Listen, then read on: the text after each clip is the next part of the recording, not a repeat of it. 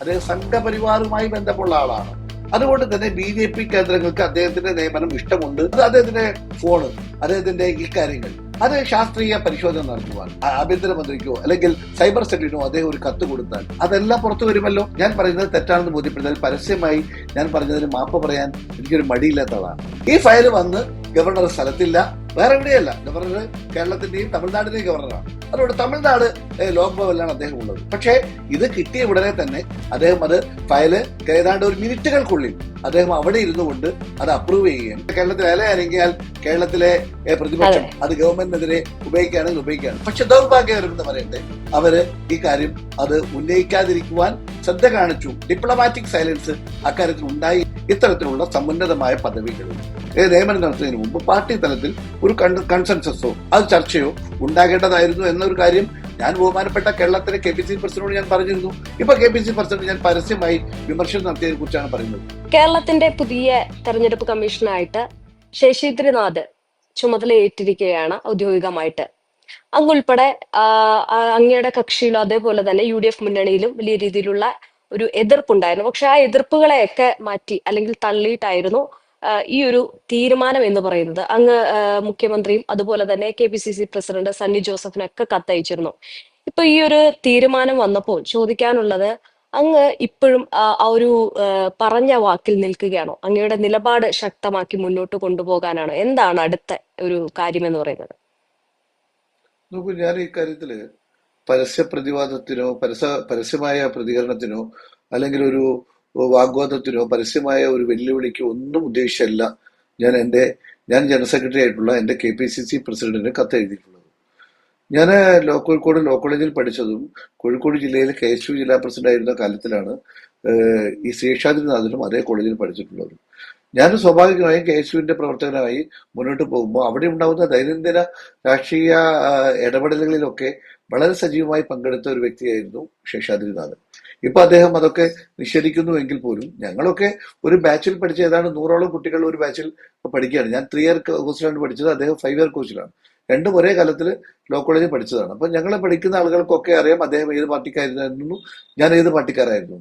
അതിനുശേഷം ഞങ്ങൾ ഏതാണ്ട് ഒരേ കാലത്ത് തന്നെയാണ് ഞങ്ങൾ ഇവിടെ കോഴിക്കോട് കോടതിയിൽ പ്രാക്ടീസ് ചെയ്തിട്ടുള്ളത്. അപ്പൊ അദ്ദേഹത്തിന്റെ രാഷ്ട്രീയ വീക്ഷണങ്ങളും അദ്ദേഹത്തിന്റെ നിലപാടുകളും എനിക്കറിയാവുന്നതാണ്. അതുപോലെ തന്നെ ഞാൻ ഏതാണ്ട് 6 വർഷക്കാലം കേരളത്തിലെ അഭിഭാഷകരുടെ സ്റ്റാറ്റ്യൂട്ടറി ബോഡിയായ ബാർ കൗൺസിൽ മെമ്പറായിരുന്നു. അപ്പോൾ ഞാൻ സ്വാഭാവികമായും ബാർ കൗൺസിൽ ഹൈക്കോടതിയിലാണ് പ്രവർത്തിക്കുന്നത്. അതുകൊണ്ട് തന്നെ കേരളത്തിലെ അഭിഭാഷകരുമായും ഒക്കെ അതുപോലെ ഈ നിയമജ്ഞരുമായി എന്ന് പറഞ്ഞാൽ ജുഡീഷ്യൽ ഓഫീസറുമായി ഒക്കെ ബന്ധപ്പെടാൻ എനിക്ക് അവസരം കിട്ടിയിട്ടുണ്ട്. അപ്പൊ ആ നിലയ്ക്ക് ആണ് ഞാൻ ഇക്കാര്യത്തിൽ ഒരു എന്റെ സന്ദേഹം എന്റെ KPCC പ്രസിഡന്റ് പറഞ്ഞിട്ടുള്ളത്. ഇതുകൂടാതെ ഈ പോസ്റ്റ് എന്ന് പറയുന്നത് സാധാരണ ഒരു ഒരു ഒരു ഒരു പോസ്റ്റ് അല്ല. ഈ പോസ്റ്റ് ഒരിക്കലും ഒരു ജില്ലാ ജഡ്ജിക്ക് വേണ്ടി സംവരണം ചെയ്ത പോസ്റ്റുമല്ല. ഈ പോസ്റ്റ് എന്ന് പറഞ്ഞാൽ കാര്യം തൊട്ട് മുമ്പുണ്ടായിരുന്നത് റിട്ടയർഡ് ആയിട്ടുള്ള ഒരു IAS ഉദ്യോഗസ്ഥനാണ് ഉണ്ടായിരുന്നത്. അതുപോലെ തന്നെ അവിടെ ആ ഒരു പോസ്റ്റിലേക്ക് റിട്ടയർഡ് ജഡ്ജിമാരെ വെക്കുന്നതും സർക്കാർ ഉദ്യോഗസ്ഥരെ വെക്കുന്നതും ഒക്കെ സർക്കാരിന്റെ ഡിസ്ക്രിപ്ഷന്റെ ഭാഗമാണ്. ഞാനിത് പറയാൻ കാരണം കഴിഞ്ഞ കുറെ കാലങ്ങളായി നമ്മുടെ ഈ കഴിഞ്ഞ തെരഞ്ഞെടുപ്പിലൊക്കെ വളരെയേറെ സജീവമായത് നമ്മുടെ തെരഞ്ഞെടുപ്പ് കമ്മീഷന്റെ പ്രവർത്തനങ്ങളെ സംബന്ധിച്ചാണ്. ഞാൻ കോഴിക്കോട് കോർപ്പറേഷന്റെ തെരഞ്ഞെടുപ്പ് ചുമതലയുള്ള ഒരു വ്യക്തിയാണ്. ആ നിലയ്ക്ക് കോഴിക്കോട് കോർപ്പറേഷന്റെയും കോഴിക്കോട് ജില്ലയിലെ വിവിധ പഞ്ചായത്തുകളുടെയും മുനിസിപ്പൽ പഞ്ചായത്തിന്റെയും ജില്ലാ പഞ്ചായത്തിനും ഒക്കെ നിരവധികളായ പരാതികളാണ് കൊടുത്തത്. അതിൽ 99% പരാതികളും അത് UDFനെതിരായി രാഷ്ട്രീയ പ്രേരിതമായാണ് അദ്ദേഹം അത് കൺസിഡർ ചെയ്തത്. എന്ന് പറഞ്ഞാൽ ഒരു നമ്മുടെ മണ്ഡലം വിഭജനങ്ങളിൽ അല്ലെങ്കിൽ മണ്ഡലം പുനർവിഭജനത്തിൽ ഒന്നും തന്നെ യാതൊരു നീതിയും ഇല്ലാതെയാണ് അദ്ദേഹം മുന്നോട്ട് പോയിട്ടുള്ളത്. അപ്പൊ മാത്രമല്ല നീതിയോ അല്ലെങ്കിൽ അതിന്റെ സാങ്കത്യമോ നോക്കാതെ ഒരു തികച്ചും രാഷ്ട്രീയ പ്രേരിതമായാണ് അദ്ദേഹം ആ കസേരയിൽ ഇരുന്നുകൊണ്ട് ഈ നമ്മുടെ ഷാജഹാൻ എന്ന് പറയുന്ന ഒരു വ്യക്തി, ആ ഷാജഹാൻ എന്ന വ്യക്തിയെ കുറിച്ച് എനിക്ക് നല്ല അഭിപ്രായമായിരുന്നു. അദ്ദേഹം നല്ല സർക്കാർ ഉദ്യോഗസ്ഥനായിരുന്നു, അദ്ദേഹം നല്ല വ്യക്തിയായിരുന്നു, അദ്ദേഹം നല്ലൊരു വിശ്വാസിയായിട്ടൊക്കെ ഉള്ള ഒരു വ്യക്തിയാണ്. പക്ഷെ അദ്ദേഹത്തിന് രാഷ്ട്രീയ നിലപാടിലാണ് ഇത്തരം കാര്യങ്ങൾ ഉണ്ടായതെന്ന് വിശ്വസിക്കുന്ന ആളാണ്. ഇതുപോലെ തന്നെയാണ് എനിക്ക് അദ്ദേഹം ഒരു നല്ല അഭിഭാഷകനല്ലെന്നോ നല്ല ജുഡീഷ്യൽ ഓഫീസർ അല്ലെന്നോ അല്ലെങ്കിൽ അദ്ദേഹം കൈകാര്യം ചെയ്ത സമയത്തെ നിയമങ്ങളിൽ അദ്ദേഹം വെള്ളം ചേർത്തു എന്നൊന്നുമുള്ള പരാതികളെ കുറിച്ചൊന്നും ഞാൻ ഇവിടെ പറയുന്നില്ല. അതൊന്നും എന്റെ ഈ വിഷയവുമല്ല. മറിച്ച് അദ്ദേഹം ഒരു കാലത്തും കോൺഗ്രസോ UDFോ ആവാത്ത, അല്ലെങ്കിൽ പിന്നീട് അദ്ദേഹത്തിന്റെ രാഷ്ട്രീയമായ അല്ലെങ്കിൽ സൗഹൃദങ്ങളൊക്കെ ചെന്നെത്തി നിന്നത് സംഘപരിവാറുമായി ബന്ധപ്പെട്ട പ്രവർത്തനങ്ങളിലായിരുന്നു. അദ്ദേഹത്തിന് ഏറ്റവും അടുത്ത സഹപ്രവർത്തകരുമായി അദ്ദേഹത്തിന് കൂട്ടുകൂടിയിരുന്നത് എന്റെ ഭാഷയിൽ ദൗർഭാഗ്യം എന്ന് പറയട്ടെ, അദ്ദേഹം സംഘപരിവാറുമായി ബന്ധപ്പെട്ട ആളുകളാണ്. അതുകൊണ്ട് തന്നെ അതിന്റെ സ്വഭാവം അദ്ദേഹത്തിന്റെ പ്രവർത്തനങ്ങളിലും അദ്ദേഹത്തിന്റെ രീതിയിലുമൊക്കെ ഉണ്ടായിരുന്നു. ഇപ്പൊ അദ്ദേഹം പറയുന്നത്, ഇന്ന് അദ്ദേഹം മാതൃഭൂമി പത്രത്തിൽ ഒരു ഒരു എഡിറ്റോറിയൽ കൊടുത്തിട്ടുണ്ട്, അല്ലെങ്കിൽ അദ്ദേഹത്തിന് ഒരു ഇന്റർവ്യൂ വന്നിട്ടുണ്ട്. അതിൽ അദ്ദേഹം പറഞ്ഞത്, ഞാൻ ഒരു കാലത്തും ചെയ്തില്ല എന്നല്ല പറയുന്നത്. അദ്ദേഹം പറഞ്ഞു, ഞാൻ നേരത്തെ സംഘടനയിൽ പ്രവർത്തിച്ചില്ല എന്നാണ് പറഞ്ഞത്. അത് ഞങ്ങൾക്കൊക്കെ അറിയാവുന്നതാണ്. കോഴിക്കോട് ഇപ്പൊ സ്വകാര്യമായ ഒരു കോളേജിൽ പഠിക്കാൻ കഴിയില്ല. 100 കുട്ടികൾ ഒരു ബാച്ചിലും, അതുപോലെ 5 വർഷത്തെ ബാച്ചാണെങ്കിൽ 500 കുട്ടികൾ അവിടെയും 300 കുട്ടികൾ ഇപ്പുറമായി ഏതാണ്ട് 800 കുട്ടികൾ ഒരേ സമയത്ത് പഠിക്കുന്ന ഒരു ക്യാമ്പസാണ്. അപ്പൊ ഞാൻ എന്റെ രാഷ്ട്രീയം എന്തായിരുന്നു എന്ന് അതിന്റെ ക്യാമ്പസിൽ പഠിക്കുന്ന എല്ലാവർക്കും അറിയുന്ന ഒരു കാര്യമാണ്. അതുപോലെ തന്നെയാണ് ഇപ്പൊ അദ്ദേഹം പറഞ്ഞുകൊണ്ടിരിക്കുന്നത്, ഞാൻ സോഷ്യൽ മീഡിയ ഉപയോഗിച്ചിട്ടില്ല, എന്തോ നിർത്തിയെന്നാണ്. എന്റെ ഒരൊറ്റ ചോദ്യമേ ഉള്ളൂ, ഞാൻ പറയുന്നതൊക്കെ തെറ്റാകാം, ഞാൻ പറയുന്നതൊക്കെ വസ്തുതാ വിരുദ്ധവുമാകാം എന്ന് അദ്ദേഹത്തിന് ആക്ഷേപിക്കാലോ. എങ്കിലും ഞാനൊരു കാര്യം പറയട്ടെ, ഫോറൻസിക് ടെസ്റ്റിന് എന്റെ ഫോൺ ഞാൻ ഹാജരാക്കാൻ തയ്യാറാണ്. അദ്ദേഹം കഴിഞ്ഞ 15 കൊല്ലമായി, അല്ലെങ്കിൽ എത്രയോ കൊല്ലമായി, എത്രയോ നേരത്തെ അദ്ദേഹം സോഷ്യൽ മീഡിയയിൽ ഇടപെടലില്ല എന്ന് പറഞ്ഞാൽ അദ്ദേഹത്തിന്റെ ഫോണ് ഫോറൻസിക് പരിശോധനയ്ക്ക് തയ്യാറാവട്ടെ. ഞാൻ അത് സ്വാഗതം ചെയ്യുന്നു. അപ്പൊ ഞാനൊരു കുറ്റം ചെയ്തു, അല്ലെങ്കിൽ ഞാനൊരു തെറ്റായ കാര്യം പറഞ്ഞു, അല്ലെങ്കിൽ ഞാൻ പറഞ്ഞതെല്ലാം തെറ്റാണെന്ന് അദ്ദേഹം വിശ്വസിക്കുകയാണെങ്കിൽ, ഇപ്പൊ ഞാനും ഒരു അഭിഭാഷകനായി വർക്ക് ചെയ്യുന്ന ഒരാളാണ്, അല്ലെങ്കിൽ നിയമം അറിയുന്ന ഒരാളാണ്. അദ്ദേഹം 10-26 കൊല്ലം പ്രിസൈഡിംഗ് ഓഫീസറായി ജഡ്ജിയായിരുന്ന ആളാണ്. അപ്പൊ ഒരു വ്യക്തിയെ മറ്റൊരു വ്യക്തി അകാരണമായി ഇല്ലാത്ത കാരണങ്ങൾ അല്ലെങ്കിൽ കരുതിക്കൂട്ടി അദ്ദേഹത്തെ അപമാനിക്കാൻ ഉദ്ദേശിച്ചുകൊണ്ട് പറഞ്ഞാൽ നിയമപരമായി ഡിഫാമേഷൻ അത് കേസ് നിൽക്കുമല്ലോ, സിവിലായി നിൽക്കും, ക്രിമിനലായി നിൽക്കും. അദ്ദേഹത്തിന് ഒരു പരാതി കൊടുത്താൽ അത് ക്രിമിനൽ കേസ് എടുക്കാം, എന്റെ പേരിൽ നഷ്ടപരിഹാരത്തിന് വേണ്ടി അദ്ദേഹത്തിന് സിവിൽ കേസ് കൊടുക്കാം. ഞാൻ അദ്ദേഹത്തിനോട് വെല്ലുവിളിക്കൊന്നുമല്ല. അദ്ദേഹത്തിന്റെ നീതി ബോധം ശരിയാണെങ്കിൽ, അല്ലെങ്കിൽ ഞാൻ ചെയ്തതൊക്കെ ശരിയാണെന്ന് അദ്ദേഹത്തിന് പൂർണ്ണ ബോധ്യമുണ്ടെങ്കിൽ, ഞാൻ 3 കാര്യങ്ങളാണ് പറയുന്നത്. ഒന്ന്, ഞാൻ പറയുന്ന അദ്ദേഹവുമായി ഈ കാര്യത്തിൽ ബന്ധപ്പെട്ട് 3 കാര്യങ്ങൾ ഞാൻ പറയുന്നത് പൂർണ്ണമായും തെറ്റായിക്കോട്ടെ, തെറ്റാവുന്നതിന് എനിക്ക് വിരോധമില്ല, കാരണം അത് രാഷ്ട്രീയത്തിൽ അങ്ങനെയാണ്. അത് അദ്ദേഹത്തിന്റെ ഫോണ്, അദ്ദേഹത്തിന്റെ ഈ കാര്യങ്ങൾ, അത് ശാസ്ത്രീയ പരിശോധന നടത്തുവാനും ഇത് റിട്രീവ് ചെയ്യാൻ വേണ്ടിയിട്ട് കേരള ഗവൺമെന്റിന്റെ ആഭ്യന്തരമന്ത്രിക്കോ അല്ലെങ്കിൽ സൈബർ സെല്ലിനോ അദ്ദേഹം ഒരു കത്ത് കൊടുത്താൽ അതെല്ലാം പുറത്തു വരുമല്ലോ.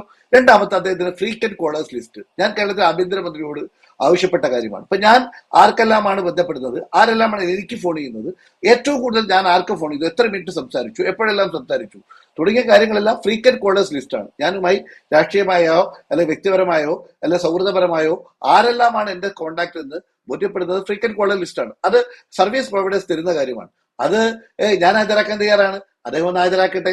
അതേപോലെ തന്നെ ഈ കേരളത്തിലെ ഞാനിപ്പോ പറഞ്ഞത്, അദ്ദേഹം സംഘപരിവാറുമായി ബന്ധമുള്ള ആളാണ്. അതുകൊണ്ട് തന്നെ BJP കേന്ദ്രങ്ങൾക്ക് അദ്ദേഹത്തിന്റെ നിയമനം ഇഷ്ടമുണ്ട് എന്നാണ് അല്ലെങ്കിൽ എന്റെ വ്യംഗ്യാർത്ഥം. അങ്ങനെയാണല്ലോ, ഞാൻ അങ്ങനെ പറഞ്ഞു. അതാണ്.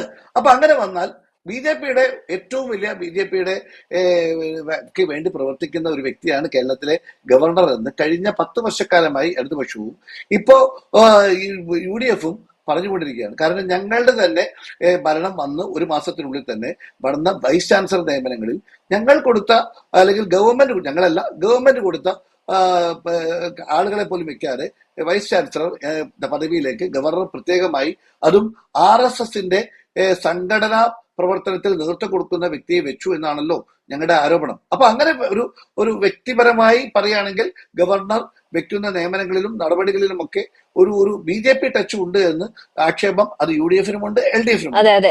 ഈ കാര്യത്തിൽ ഞാൻ ഒരൊറ്റ കാര്യം പറയാണ്.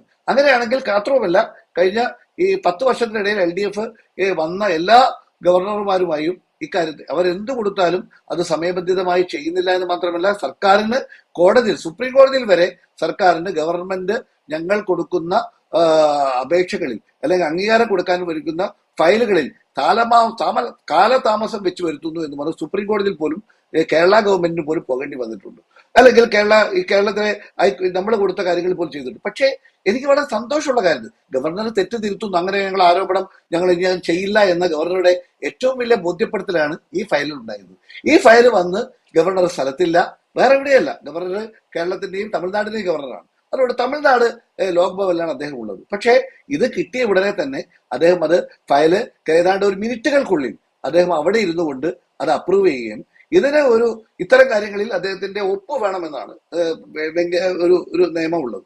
സാധാരണഗതിയിൽ നമ്മൾ കയ്യൊപ്പാണ് ഉള്ളത്. പക്ഷെ ഇത് ഫാക്സിമിലിയായി കമ്പ്യൂട്ടർ ജനറേറ്റഡ് ആയിട്ടുള്ള ഒപ്പാണ് അതിൽ വെച്ചിരിക്കുന്നത്. അപ്പൊ അത്രയും താല്പര്യം ഗവർണർക്ക് ഉണ്ടാകണമെങ്കിൽ ഇതുവരെ ഒരു കാലത്തും കാണിക്കാത്ത തിടുക്കം, ഒരു കാലത്തും അദ്ദേഹത്തിന്റെ ഇതുപോലെ പ്രധാനപ്പെട്ട ഒരു കാര്യങ്ങളും ഞാൻ ഇല്ലാത്ത സമയത്ത് ചെയ്യാതെ അത് മുന്നോട്ട് പോവുകയാണ്. ഇപ്പൊ തമിഴ്നാട് ഗവർണർ, തമിഴ്നാട്ടിലെ ഒരു മുഖ്യമന്ത്രിയായി സത്യപ്രതിജ്ഞ ചെയ്യുന്ന വ്യക്തി പോലും അദ്ദേഹം കൊടുത്ത കത്തുകൾ പോലും ഞാൻ അവിടെ വരട്ടെ, വന്നിട്ട് തീരുമാനിക്കാം എന്ന് പറഞ്ഞുകൊണ്ടാണ് അദ്ദേഹം മുന്നോട്ട് പോയത്. അപ്പോൾ അതൊക്കെ അദ്ദേഹത്തിന് ഇഷ്ടമാണ്. പക്ഷെ ഏതായാലും അദ്ദേഹം അതൊക്കെ മാറ്റി വളരെ പെട്ടെന്ന് ഇത്തരം കാര്യങ്ങളിൽ തീരുമാനമെടുക്കാൻ കഴിയുന്നു എന്ന് പറയുന്നത് എന്തിനു വേണ്ടിയാണ് എന്ന് കേരളത്തിലെ അരിയാഹാരം കഴിക്കുന്നവരെല്ലാവരും ബോധ്യപ്പെടുന്നതാണ് എനിക്ക് തോന്നുന്നത്. പിന്നെ മറ്റൊരു പ്രധാനപ്പെട്ട കാര്യം എന്റെ മനസ്സിലുള്ള ഒരു കാര്യമാണ്. ഇപ്പൊ LDFും UDFുമാണ് കാലാകാലങ്ങളിൽ കേരളത്തിൽ ഫൈറ്റ് ചെയ്തുകൊണ്ടിരിക്കുന്നത്.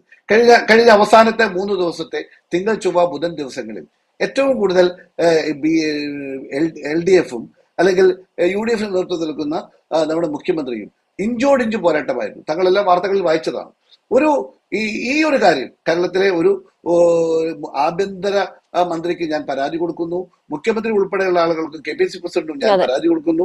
അപ്പോൾ KPCC ജനറൽ സെക്രട്ടറി ആയി പ്രവർത്തിക്കുന്ന ഒരു 10 വർഷത്തോളം കഴിഞ്ഞ തെരഞ്ഞെടുപ്പിൽ കേരളത്തിലെ KPCCയുടെ AICC നേതൃത്വത്തിലുള്ള KPCCയുടെയും വാർ റൂമിന്റെ ചുമതല വഹിക്കുകയും ചെയ്ത് നന്നായി പ്രവർത്തിച്ചു എന്നാണ് എന്റെ വിശ്വാസം. അങ്ങനെ പ്രവർത്തിച്ച ഒരു വ്യക്തി ഒരു പരാതി കൊടുത്തു എന്ന് പറയുന്നത് ഹീറ്റഡ് ഡിബേറ്റ് ആയിരുന്നു മാധ്യമങ്ങളിൽ.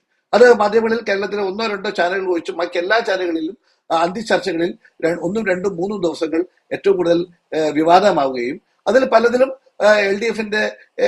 LDFനുമായി ബന്ധപ്പെട്ട ഡിബേറ്റേഴ്സ് പങ്കെടുക്കുകയും അവരുടെ അഭിപ്രായങ്ങൾ പറയുകയും ഒക്കെ ചെയ്ത ഒരു കാര്യമാണ്.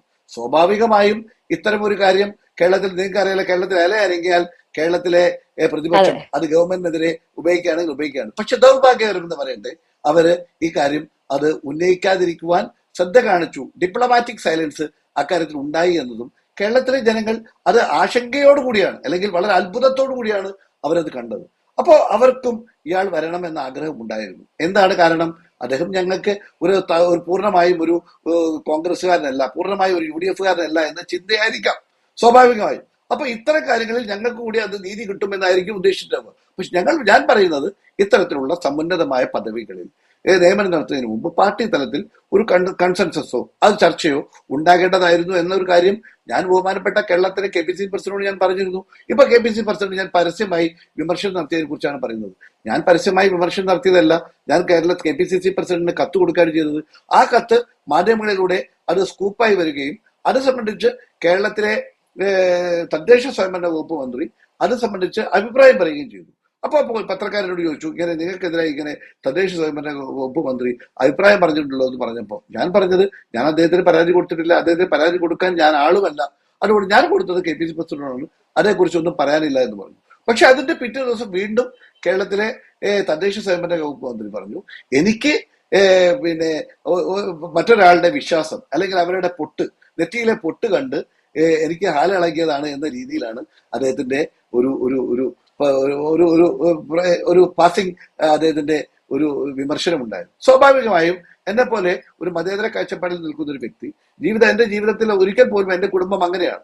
അപ്പൊ അങ്ങനെ നമ്മൾ ജീവിച്ചിരുന്ന ഒരു കുടുംബത്തിലെ ഒരു അംഗം എന്നുള്ള നിലയ്ക്ക് ഞാൻ ഒരാളുടെ പൊട്ട് കാണുമ്പോഴേക്കും അദ്ദേഹം വർഗീയവാദിയാണ് എന്ന് പറയുന്ന മാത്രം തരംതാണ ആളാണ് എന്ന് എന്നെ കുറിച്ച് വിമർശനം ഉണ്ടായപ്പോൾ സ്വാഭാവികമായും അതേക്കുറിച്ച് പത്രപ്രവർത്തകരും നേതാക്കന്മാരും മാധ്യമങ്ങളും ഒക്കെ ചോദിച്ചപ്പോൾ, അല്ലെങ്കിൽ വിഷൻ മീഡിയാസും ചോദിച്ചപ്പോൾ ഞാൻ മറുപടി പറഞ്ഞിട്ടുണ്ട്.